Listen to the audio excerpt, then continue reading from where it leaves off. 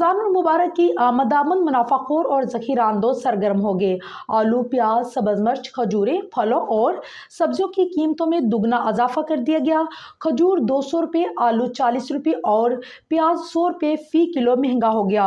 दूध, दही, गोश्त, दीगर अशिया की कीमतों में भी इजाफा शुरू। इंतजामिया मसनूई महंगाई को कंट्रोल करने में बुरी तरह नाकाम। बढ़ती हुई महंगाई पर शहरी परेशान हो गए। मज़ीद तफसीलात सरदार ताहिर महमूद की इस रिपोर्ट में। रमजानुल मुबारक की आमदामद मुनाफाखोर और ज़ख़ीरा अंदोज़ सरगर्म हो गए। इंतजामिया की कागजी कार्रवाइयाँ, आलू, प्याज, सब्ज़ मिर्च, खजूरें, फलों और सब्जियों की कीमतों में दुगना इजाफा कर दिया गया। खजूर 200 रुपये, आलू 40 रुपये और प्याज 100 रुपये फ़ी किलो महंगा हो गया। दूध, दही, गोश्त, दीगर अशिया की कीमतों में भी इजाफा शुरू। इंतजामिया मसनूई महंगाई को कंट्रोल करने में बुरी तरह नाकाम। बढ़ती हुई मसनूई महंगाई पर शहरी परेशान हो गई। रमजानुल मुबारक की आमद से कबल ही फलों और सब्जियों की कीमतों में इजाफा शुरू हो गया। मुनाफाखोरों और ज़ख़ीरा अंदोज़ों ने शहरियों को दोनों हाथों से लूटना शुरू कर दिया।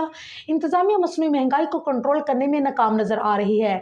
इस वक्त खजूरें, फलों और सब्जियों की कीमतें आसमान से बातें कर रही हैं।